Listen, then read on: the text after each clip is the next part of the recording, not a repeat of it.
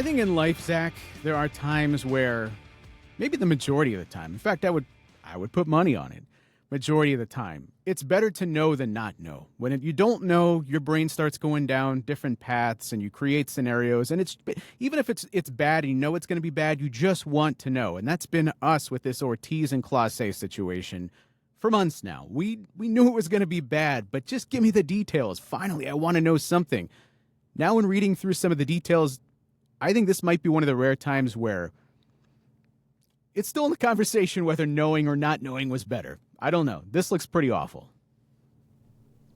Were you surprised that it was Sunday during the early block of NFL games? Yeah. Knew that was coming. Yeah, I like to pre-write things to just get out in front of them so that when whatever moment happens, I'm prepared for it. And it hit my head Friday morning. Ooh, could be a Friday news dump. Let's get some stuff done on Friday. But didn't foresee a 23-page indictment landing in my inbox on a Sunday. So here we are. There is a lot here. This happened as I'm at my son's doubleheader basketball game. In the first quarter of the first game, this hits my phone. And initially, I'm starting to look through it, and I realized, no, this is not for me to consume right now. I'm going to leave that to Zach, because you've been all over that. You've written like 5 stories on this. Go check out The Athletic. Zach's got this covered from top to bottom, and this is going to be a great place for us to just dump information.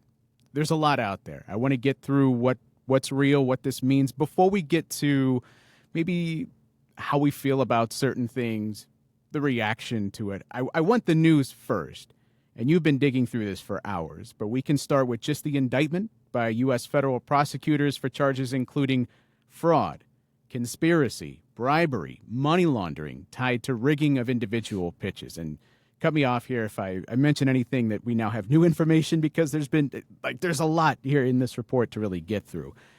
Apparently, according to this, it stems back to May of 2023 with Emmanuel Clase, who had arranged things with a bettor to throw specific types of pitches, something we've covered now for months at this point. The ball versus strike, whether it was going to be in the zone, miles per hour, as we'll later learn as well, so that they could make bets off of this and apparently rope Clase and Ortiz later on into this to help them make some money off of this as well. Ortiz was brought in, according to the reports, in June of 2025, correct? That's what the latest information we have on this? That is correct. And according to the numbers I saw, bettors are said to have won at least $450,000 from wagering on the pitches and the velocity types. Yeah, I think the breakdown's about $400,000 for Clase's co-conspirators and $60,000 off of Ortiz's pitches in question. Ortiz, I think there were 9 instances of listed for Clase and only the 2 for Ortiz. There's a lot we don't know, too. So, but the timeline is correct.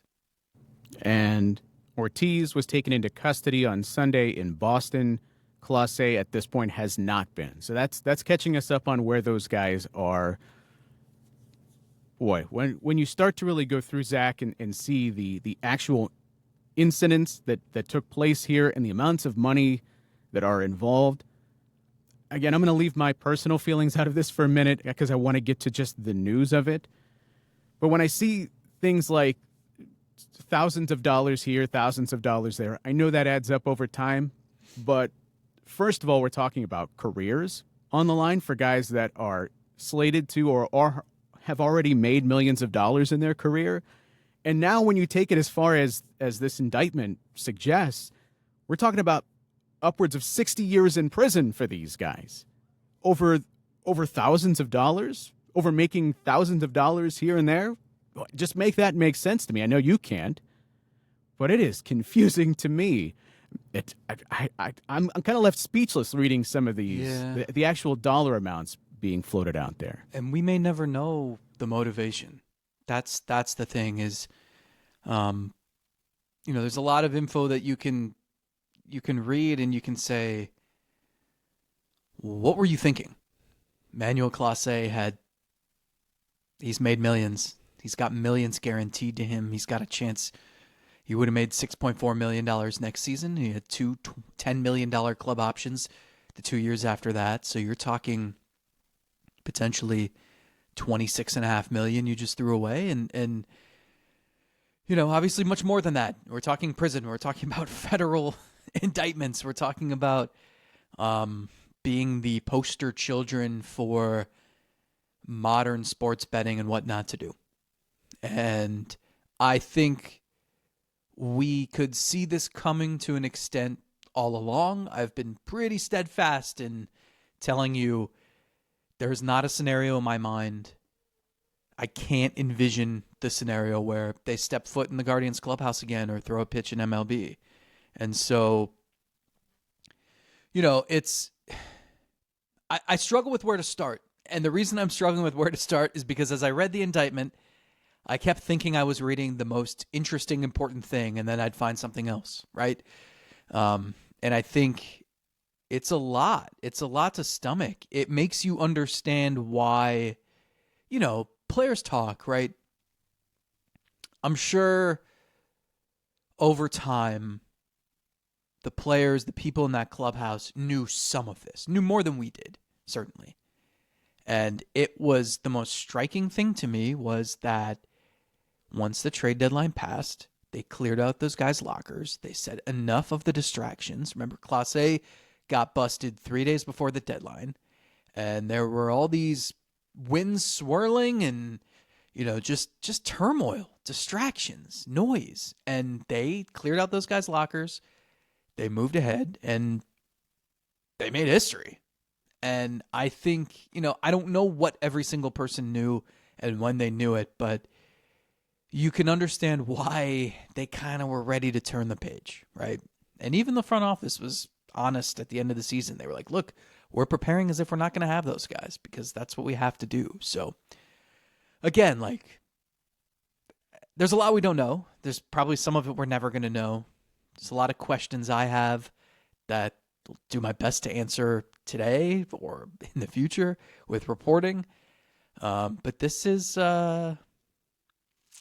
messy. I think it's very healthy for the team that they proved they could survive and more than survive without those guys down the stretch. And that doesn't guarantee anything for the future, but I think it just maybe it was a little easier for them to stomach today. Just knowing that. Sure, I think some of the grieving process has already happened. Yeah, and it's not going to be easy when you get, here's the evidence in your face, the alleged evidence that the pitch that was spiked, if the catcher called for a fastball and Clase is like, it's got to be a slider. And they're like, you just came in the game. Let's go with the 99.5 mile an hour heat. And he's changing the pitch and then he's spiking it. And if you're the catcher, you're like, what? Well, why did we just do that? And now you know. And, Ortiz this isn't cause and effect necessarily, but the two instances that Ortiz is involved in here, those 2 innings that he started with a pitch out of the zone, those are the pitches in question, that benefited a bunch of bettors, thousands of dollars. Those innings, he gave up 3 runs in one of them and 5 runs in the other. And I just have wondered for months now, did he have so much on his mind that it just unraveled in those innings? And so there's a lot to cover here, but I just, we knew this day was coming eventually and it's here and it's still just, it's a lot to digest. Not only is it a betrayal of the people in that clubhouse because you are even taking one pitch away from a potential advantage of just getting ahead in a count. In a case of a closer, you have 1 inning in which you're up by 3 runs or fewer, and you're operating with very little room for error. In the case of Ortiz, if he starts the second inning with a pitch outside the zone, you think, oh, maybe he can reel that in. But in his case, maybe not. It goes beyond just the aspect of getting caught and taking yourself away from the game. It also calls into question every single time you were on the field. Yeah. And it's why even if it wasn't as bad as maybe our brains were taking it, it got to a place where could you ever trust that guy to walk into a clubhouse and feel like Nope. he on every ounce of his being is focused on winning the game? Even if it's just one pitch here or there, that's something else that guy's thinking about. Meanwhile, I'm concerned with trying to win games. If I'm the manager, I'm putting this guy in the game because I think we're trying to win games, and I want every piece of his attention focused on getting the batter out. Not, oh my God, Andy Pajes just swung at that pitch, and I was supposed to throw it outside the zone, and now I'm getting texted gifs of someone hanging themselves with toilet paper, according to the indictment. I mean, TJ, I've been goodness waiting gracious. months. I've been waiting months to say this, so let me say it now. There was a report out there, and I'm not even going to name the person. Go find it. You've probably seen it. There was a reporter who claimed the night Clase got busted, July 28th. This reporter said there are other Cleveland pitchers who will be implicated as well. And Ortiz had been scooped up 3 weeks earlier. So it was Ortiz, it was Clase, and this came after Major League Baseball had assured the Guardians there is nobody else involved. Okay? MLB did not have to tell them that. They wanted to go out of their way to tell them that because it was 3 days before the trade deadline, and there's a lot going on. And if you're the Guardians, you lost Ortiz, and that was a gut punch because they were confused. Why is this happening? We barely know this guy. What's going on? Then 3 weeks later, Clase happens, and I talked to several people who were just like, what can you do but like laugh at how poor your fortune is this year? Like, what's going to be next? Like, they couldn't believe this. And you're right. Betrayal and like just so much frustration. Meanwhile, you're fighting to get your season back on track. This is all happening. The trade deadline's coming. Are we trading Stephen Kwan? Trading Shane Bieber? Everyone's asking, what are we doing? And then you have a report come out that there are more pitchers involved. And that's going against what Major League Baseball has told the team, what the team leaders told the players. And what you just said is critical. Because you're looking around, and that's why people would say, like, oh, well, like maybe they'll be exonerated and it'll just be, some bad characters were influencing what they were doing. And there was no scenario in my head where those guys walk back in the clubhouse and throw a pitch for them because you're always going to be wondering. And if you don't have trust with your teammates on the field, like that's everything. And so when there's a report that comes out that says that, and I remember going to MLB that night and saying, look, you got to set it straight one way or the other. And they, I talked to as someone as high up as I possibly can, and they said that report being out there is just, it's inexcusable because it's not true. Now we know that. And I just, if I was a player on that team, I'm looking around the clubhouse being like, okay, well, which of you can I not trust? What am I supposed to do here if there are supposedly more of us who are about to be busted? That would further piss me off. Yeah. Not only does it potentially subtract, again, this, whether or not Ortiz would have given up a big inning because he threw this pitch outside the zone. Okay, whatever. I could even push that aside for a minute. And let's look at this from the standpoint of people in that clubhouse are now having fingers pointed at them. So not only are we worried about winning and losing and how you impacted us in that way, but also now because of your actions, and we should say that nobody's officially going to prison yet. All this has got to be proven in court. Ortiz his team's out there saying this is not true, and he'll have his day in court to prove that.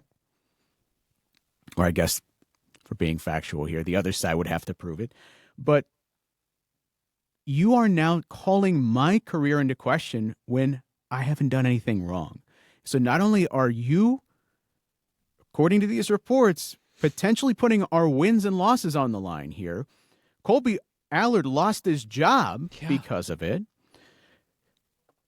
Now, every time I throw a pitch outside the zone, people are going to be saying, did he mean to throw that one to the backstop? Did he mean to hit that guy with that pitch? And even if it's not true, now there is just a funk, a cloud, a stigma tied to your entire organization. And I would be pissed. I think that probably would piss me off more than just the wins and losses thing. Again, I think throwing out a pitch outside the zone here and there, okay. But what are you doing to me?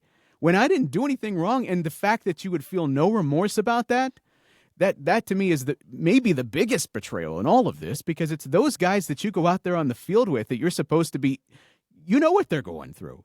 You know what it's like to be a player in that clubhouse, and you're being that selfish. God, I don't know how you ever excuse that. I don't think that's forgivable, period. Yeah. There's a lot that, so much about sports is, when you're young and they say it's all about sportsmanship and teamwork and all those things, that's supposed to be just ingrained in you, so that you don't need to be taught that when you're 23, right? Like you shouldn't need to be taught that when you're a 3-time All-Star. The thing I can't wrap my head around is walking into the clubhouse every day. Not just like knowing you're betraying them, even if they don't know it, but also just with that on my mind. That's what is astonishing to me is, the gall it takes. And like the amount of money that's involved in this is almost a side note in this, just because we don't exactly know how much of a cut they got from the winnings. We know certain aspects of it. We know Clase, they'd win and Clase would text, hey, send some of this to this person in the DR, right, etc. But no amount of money makes this make sense. Right. And it's, it's Clase on his phone. Like in the late stages of games, which is also prohibited. I think I read you're allowed to like send a text to your wife to say like, hey, are you in labor yet? But you're not allowed to text your co-conspirator to say, hey, I'm going in a couple innings. Get ready. You sure? Yeah. You sure? So it's look, I don't need to put myself in their shoes. But there's a lot of players that are thinking over things from the last couple of years and wondering. Rightfully so. Yeah. Rightfully so. The first game that's mentioned is May 19th, 2023. And that was in New York. I remember being at Citi Field. That game was unforgettable. James Karinchak gave up a grand slam to Pete Alonso. I think Cleveland had a 7-3 lead. Then Alonso hits the grand slam. Guardians score 2 in the 10th, I believe. And they're up 9-7, and Clase comes in. And I'm just wondering, like, shouldn't you have set this up for, like, hey, I haven't pitched in 5 days. I'm probably going to pitch today, even if we're down 7-0. Instead of, let's go with today. And, it just so happens to be a crazy back-and-forth game in New York, and you're facing a tough Mets lineup. And I don't want to, like, make light of any of this. But that game, I mean, again, I understand the bets came on first pitches of outings. But you're telling me that that's not on his mind the rest of the inning as he blows the save? Yeah. Gives up 3 runs. You lose 10-9. You said you don't want to put yourself in their shoes.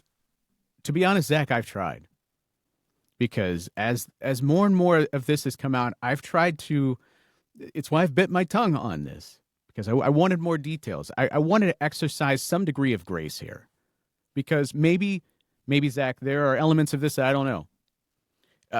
In the more hopeful parts of my brain, and maybe this is not hopeful to say this, but maybe he was coerced into this. Maybe he got into it with bad people, and his only way out was having to go this route. And so I wanted to at least demonstrate a bit of grace in saying, I don't have all these details. That's why I don't want to come in here and say this is the ultimate betrayal and say everything that's on my mind minutes after it happens, because I'm willing to admit that there are parts of this that I don't know. I still don't know, even after reading this indictment and reading your story. There are going to be parts of this we're never going to know. But I've tried. I can't make it make sense. I can't look at the way that you would be, as you said, thinking about this constantly, especially after, by the way, the guy that you roped in Ortiz, according to this indictment, and now he's under investigation. What are you thinking this entire time? What's going through Clase's head this entire time? Because you have to know that this is eventually going to come back to you, So how do you show up at the ball yard every single day and do your job without this just weighing on you? Yeah. It's actually kind of incredible that he was on a really good run of pitching. Let's talk considering about that. all of this. So the crazy part is there are 9, I believe, games involving Clase included in the indictment. A 23-page indictment, by the way. Great nighttime reading if your kid wants a story before bed or no. It's that's the first game is that Mets game, and he blows the save. The rest of the outings, I don't think there's some like grand conclusion to draw. I don't think we need to create a narrative about the games in question. But even if we did, that's on them. Yeah, I mean, but I just it's like not every outing was a save situation. Not every outing was. I actually don't know if any of them were 1-run leads. A couple of them were just to get work in. One of them was the game. Remember when he pitched in the 8th inning in April this year against Boston? Well, he allegedly was predetermining his first pitch in that outing. It's the alleged arrogance that, like, it's 3:16 p.m. on April 26th. He's going into the game in the 8th inning, and it's like the 6th. And he's texting a guy who's in the stands that he bought a ticket for. It's the brazenness. And not only that, he places a phone call. Imagine you're sitting at a Guardians game and some dude, I shouldn't say dude, it could be, we don't know the identity of the individual. A person sitting in your row is just on a call. And they're saying some interesting things, and they're on the call for 2 minutes, and they hang up. And you're like, who was that? Who are you talking to, man? They're like, oh, just Emmanuel Clase. And you're looking, and you're like, we're here. It's the 6th inning. Like, what? And why are you on the FanDuel app right now? Yeah. And actually, I think it was later. I think he was like about to go into the game. It says 4 minutes later, bettors won $11,000 by wagering that his pitch would be slower than 97.95 miles per hour. So, and not only that, but then the associate goes to Clase's house after the game. Like, there's a lot of just sentences you read and you're like, you thought you were going to get away with this? But also, like, he did for 2 years. I thought it's very interesting, too. There's no mention of the season 2024. 23 and 25, he had struggles. He was up and down. We were wondering if he should lose the closer job. We talked about him a lot. We wondered what was going on. We weren't talking just about his first pitches, but again, is it just you're not as sharp as you normally are because you've got all this going on? There is no mention of any games from the 2024 season in the indictment. Does that mean there weren't any? I don't know. But there were none. And he had a 0.61 ERA.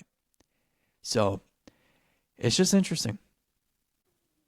You're on a path to be a future Hall of Famer. I mean, that's how good his career started. I know for a reliever, you got a lot of work to put in. I know. But that's the sort of track that you're on. Yeah.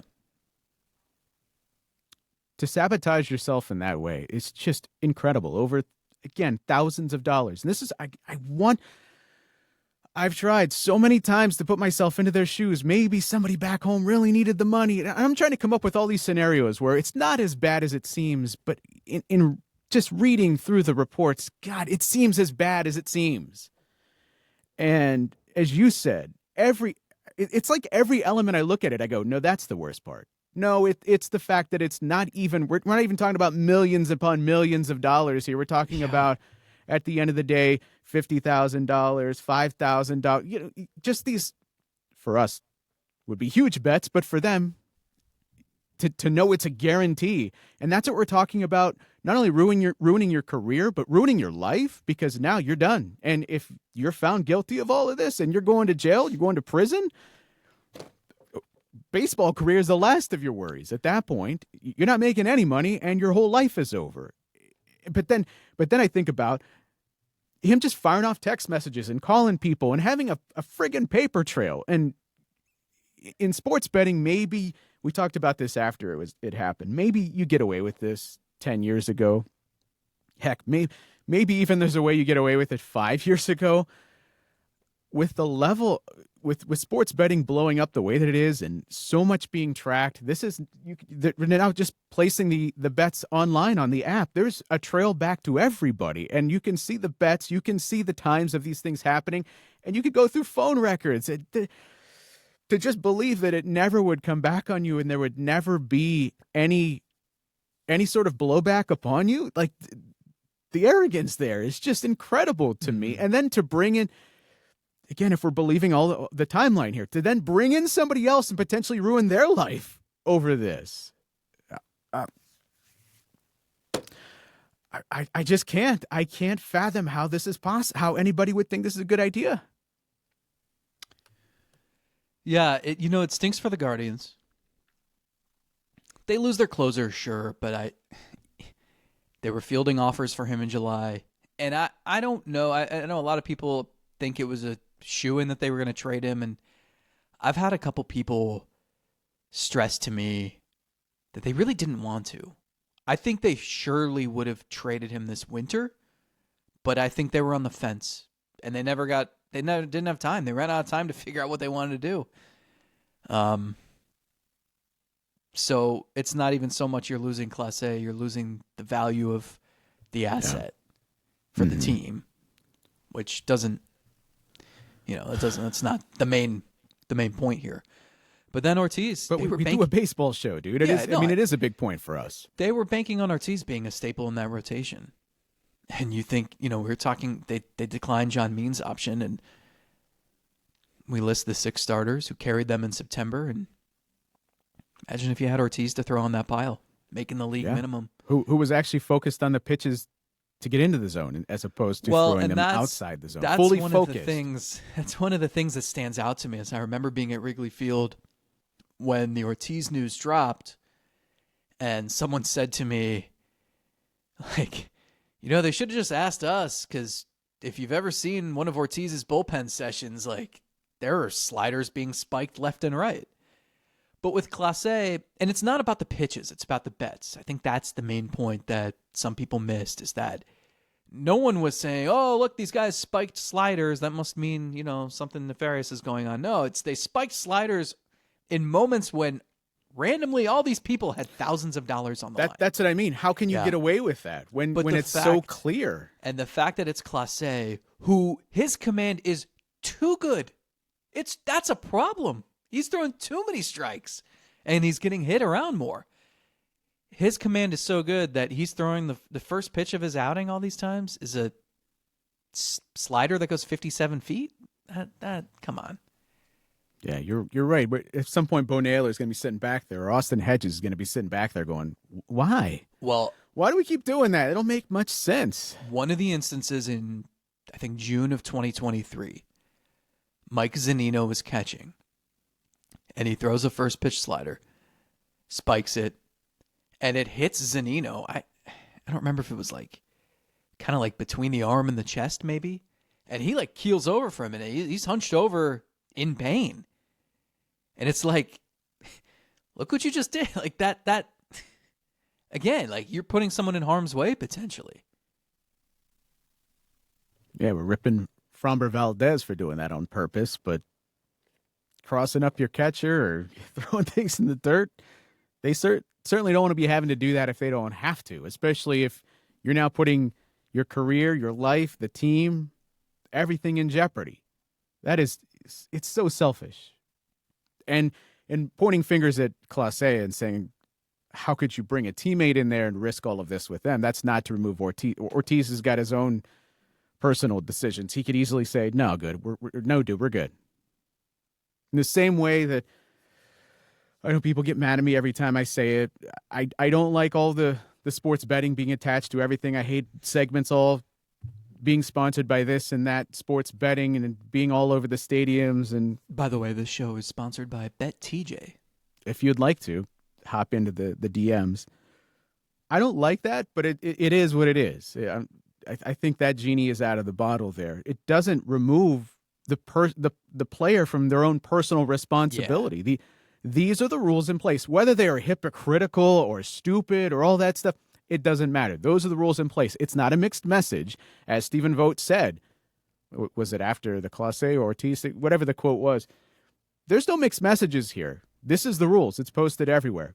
Could teams do a better job of making sure that it's everywhere? Maybe. The Guardians are probably sitting up at night and have been for months thinking about all the things they could have done better, even if there's nothing they could have done better. But there is still a personal accountability for the players in this situation, even if everything is sponsored by Bet36 whatever and FanDuel and all this stuff is everywhere. It's still understood you cannot get involved in this, even if the sport is making money off of this. That money's still coming back to you, by the way. It's still going into your pocket eventually. Maybe not as much as it should, and that's what part of the upcoming negotiations are going to be about. But there's no mix-up here. These are the rules. If you don't play by them, you are going to get caught. At least I hope so. Yeah, I mean, here's example number 1A. MLB can point to. If you do this, this is what happens. It's not even MLB hasn't even said like, hey, these guys are banned for life. No, it's like you might be because you might be in a cell. Like, you don't have to. Yeah. It's just a shame, on so many fronts. Like this did, aside from the fact of like, why was this necessary? But just so avoidable. As you said, the rules are posted in every clubhouse. They're reminded. And if they haven't been reminded enough, they certainly will be now. Yeah, slapping you in the face. Just the pictures, as I unfortunately joked about, just print out the picture of Clase and slap that up in the clubhouse right next to the rule. That's it. There's your example. It doesn't make sense so much that's why I'm just leaving the door open for more that I don't understand. Because I can't get there in understanding how this is all worth it. Something else I was thinking about when you were talking about them looking into potentially trading Clase, whether they were or were not, we don't know. We had said the week leading up to it. I would have. I certainly would have. They were certainly preparing as if they could have. It was just hammered home to me that there was skepticism that they were going to be so blown away that it was going to be like, we got to do this now. That's why I kept coming back to I think they were going to do it in the offseason, but it's possible. I just don't think it was a slam dunk. Let me see what Minnesota got for their closer, or could have got a similar package for Clase. I don't know. But what I was going to say is what I thought. What if they had traded him days before this happened and then this drops? And now how does that reflect on the Guardians? What sort does Major League Baseball look to undo something? Yeah, I mean, I don't know. Could you imagine if I'm the team that traded happened? for him, I'm making sure Chris Antonetti's cell phone is seized and sent to the authorities. Right. That's what I'm saying. Like this thing blows up even more. And I know the players, they're already selfish enough. They're not thinking about how this impacts the organization. They pulled him from a few days before that dropped. They got wind of it. They started telling teams it's not happening. So again, who knows? It's sad. It ends the greatest trade tree that I'm aware of that dates back to 1977 with Jerry Dybzinski and includes Corey That's really Kluber the biggest. David Justice. That's really the biggest thing. Jake Westbrook and Pat Tabler and Bud Black and Kenny Lofton and Eddie Taubensee and What would you say was the most surprising thing you read? What was the thing that really blew you away? So other people are going to answer this and say that it's when Clase told Ortiz to say that the money is for a horse. But I think I've shared on this podcast, those two bonded so much in spring training over their farms, horses and chickens. I liked that story a hell of a lot more in March than I do now. I honestly think it's the cell phone usage to me. I had heard that he had been warned for it,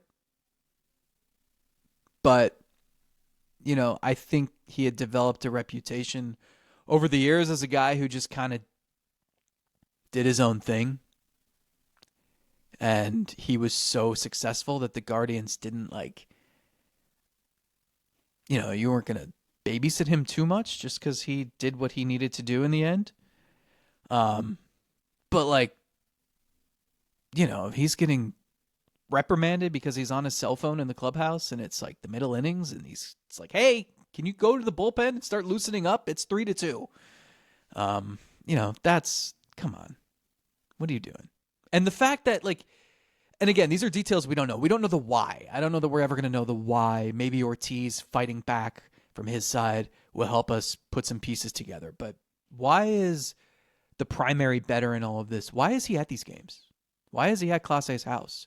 Why is Clase withdrawing $50,000 in cash at a bank, and then the bettor is going to that same bank an hour later and depositing $15,000 of it into his own account? I mean, they just seem like these are not the sharpest criminals in the shed, are they? Like, what? That's usually how it goes. That's so. I alleged criminals, by the way. There were, like, it felt like every line I read was fascinating, even on the fourth read. I haven't read a book since like sophomore year of high school, so this was a lot for me. But it just all came back to, like, why was this necessary? Hey, instead of funneling money for these bets that win people money, you're rich. Just send money. Like, I don't know. I can't wrap my head around a scenario that would make any of this make sense.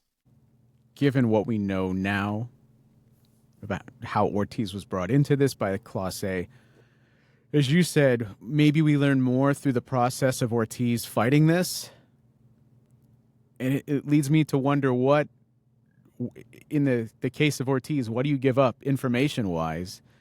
And you're trying to prove your innocence that leads to even more.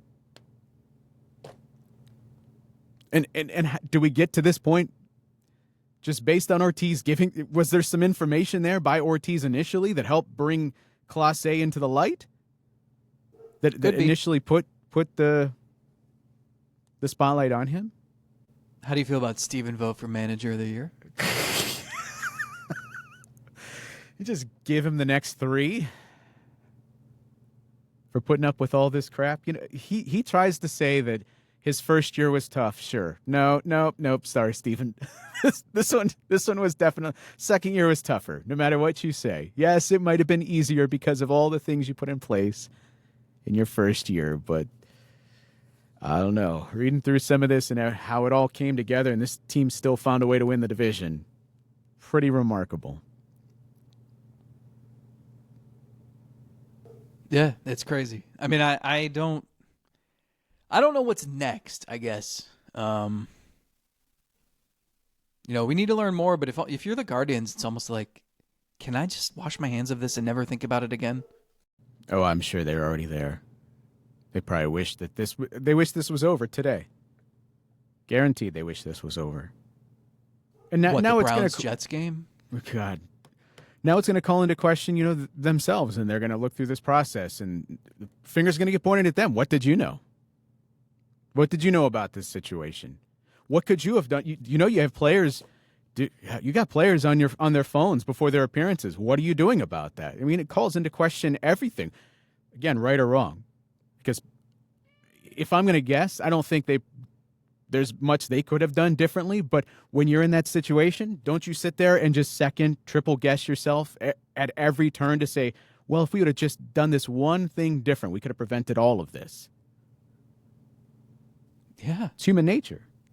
I mean, did he have a burner phone in the bathroom that he's using before he jogs out there with Fireman by Lil Wayne playing? I don't know. There's a lot there.